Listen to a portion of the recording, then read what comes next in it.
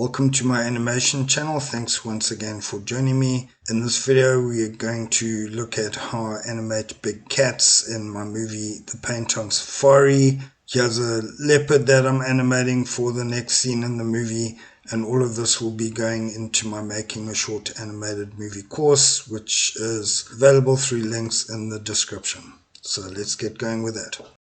So in this video we are going to look at how I use reference to create my big cats and animate my big cats in the movie. Here's a leopard that's coming into the next scene, and I've done some rough animation here. I'll show you how I did that shortly. But when you're drawing cats and animating cats, the big cats, it helps to figure out their anatomy. Aaron Blaze is probably one of the best when it comes to drawing and animating cats, so the big cats. So I've spent a lot of time on his coursework, and I will continue to, because understanding the underlying features or the underlying skeletal shape and the muscles and how the cats are put together is pretty fundamental if you want to get good at this. And I think he really is one of the best out there. So here's a leopard that I spent the weekend or Saturday morning doing. He spent a lot of time doing the spots, and I'm going to be taking a lot of this artwork a bit further. Separate to the movie, I'm certainly going to spend a lot more time with the big cats, especially these leopards. I quite like leopards, but this leopard here, we'll just focus on how I animated him. So the line we covered earlier, the line walk here, I use this reference here, reference video that I got off YouTube. This is up in the Kruger National Park here in South Africa. And basically in OpenToonz here, I pulled in the video and did a trace over it. So it's basically rotoscoping that I've done here. So I started with the basic walk cycle and it's a repeat obviously. Cleaned it up, it's very close to the original, and on that base layer, that outline layer, I colored this line in layers. So his head is separate to his body, and we've got a mane here, a big black mane that comes in here, and so this line was built up I think in about 5 or 6 layers, and there is the finished line bottom right and the reference video on the top left. Also used a lot of reference for the part where the lion walks around the tree here and climbs a tree.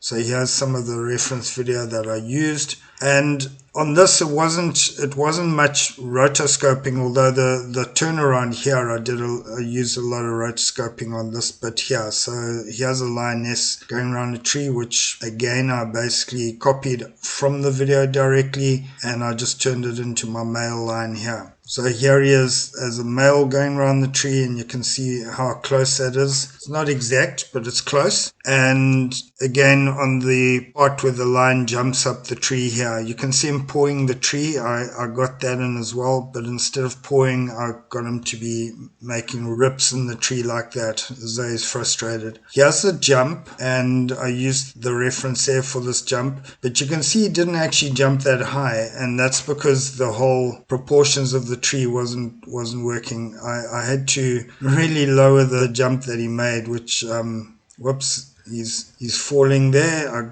tried to use a bit of that as well. Here's another angle of a jump. You can see how that is not an exact copy. There's no rotoscoping in this, but when he jumps and he puts his claws into the tree and then he hangs back on it, and then he has a second move. Tried to pick that up from that. So there's the rough on the right and the reference on the left, and there with his right arm, and the way he's struggling to get up there, and especially when he gets to this break in the tree here and he has to go around it. That's a bit that was probably the most complicated part of this move, and you can see the reference on the left there. He's struggling to get up there.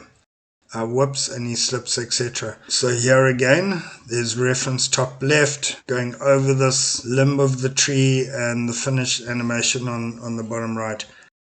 Here I use this reference just to position him. You see the back leg is far back. Well, I used the opposite leg, his right leg is far back. And then you can also see how unstable lions are. They're not built for climbing. He almost fell off there, and I used that on the end here. So this leopard, again, I'm using reference video for this leopard, and used a lot of rotoscoping for him.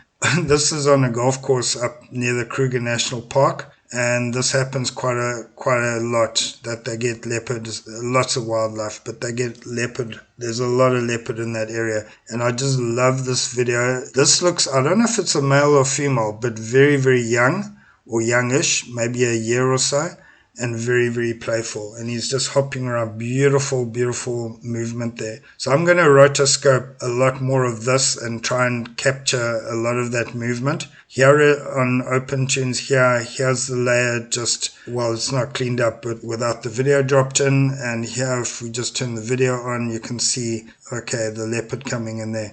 You can see that the actual leopard comes in from the right there, and then it's central to the video. So I'm just going to show you how I worked or used that.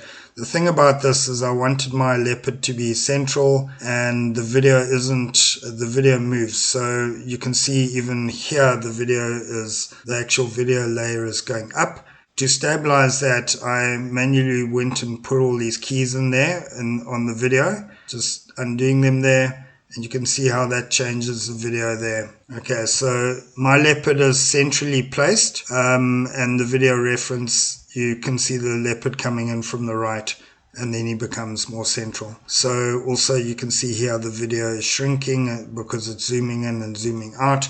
If you want to do real rotoscoping, you kind of want the camera to be stable and the character to just move left, right, right, left, something like that, so that you have set reference points. And in this case, there was no set reference points. So I had to go and create this all manually, and using these keys. If I just delete them all here and then run it through, you'll see what I mean. There we go. Okay, so that's with all the keys deleted. So there's scale, there's position, everything is on those keys that's applied to the video layer. So I'm animating the video layer, trying to keep it central and stable so that I can trace off that.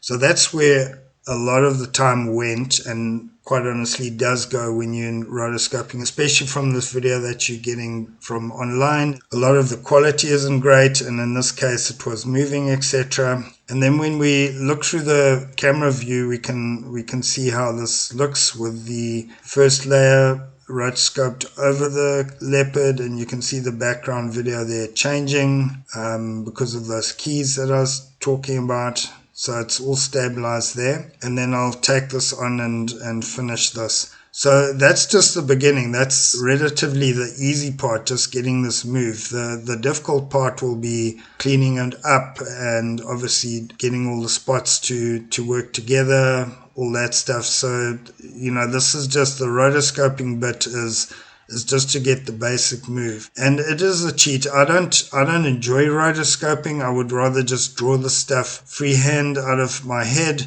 but I'm no Aaron Blaze, so at the moment rotoscoping is the way to go. I'd love to get to a point where I don't need to rotoscope stuff like walk cycles of a lion and this gorgeous leopard here, but until then, rotoscoping is the way. So that's it. I'm going to be pushing further. This leopard only comes in the next scene, or the next part. It's not in this upcoming part. So I did this a while back, and I'll get back to it when we get there. But I just wanted to show you how I use reference to animate these cats. Some of it directly via rotoscoping for things like the walk cycles, etc. And some of it is like I showed with the lion climbing the tree, etc. You just want to use reference video to base your moves off. Okay, that's it for this video. I'll see you in the next one.